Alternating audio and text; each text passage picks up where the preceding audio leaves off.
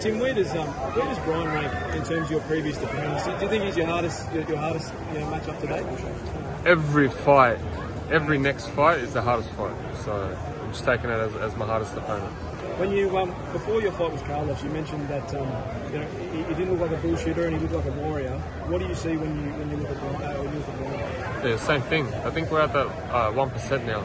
There's no such thing as flops in this at this level. So everyone's a warrior. Everyone's here to fight. It's the very top. What do you make of his comments? He doesn't think you have knockout power. Wait till he feels it. Simple, man. Box is simple. Just show it. I don't like to talk too much. I show it. What do you make of his power? He's got those two great big knockouts.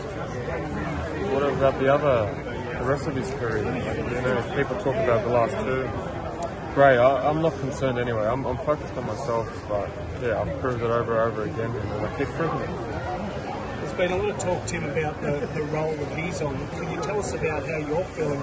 The role that you're on. It seems like they're talking about his 2-fight win streak. What about my 23-fight win streak? 24, man. This is number 24. One of my favourite numbers. Kobe Bryant. The number. But how do you feel too, like given the year you've had, and the two big wins you've had? Not satisfied at all. You know how it is. We keep turning it up, keep putting it on, keep creating these memories, and just keep doing what I'm doing. How proud are you to be defending the world title here in Australia? I think for myself, it doesn't matter. It's everyone here that comes and supports.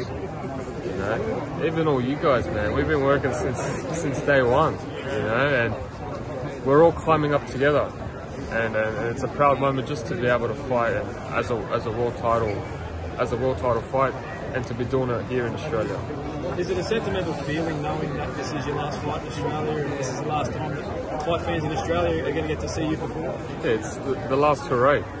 We spoke about it with my team, a couple of months ago. This would be the last one. It's harder to make fights, The opponents are more expensive. Everything rises up, so I completely understand. And for me, I need to chase my dream. I've always wanted it, COVID stopped me at one stage to go overseas, but once I came back, after the Minnesota fight, came back here and started feeling the love from the people. It's an addictive feeling, man. It's hard to go back, but now we've said it. That's it. It's the last hurrah. What do you think about the IBF mandating Bucker and Mendoza to fight Charlo? Think Charlo will fight him, or Charlo won't fight him? I don't think it makes sense, in my opinion. Could be a payout again. Charlo went from 10 million US, and that fight definitely doesn't generate as much revenue.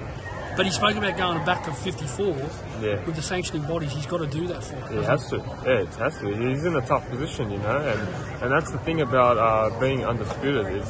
There's a lot of different titles that you got to defend and mandate.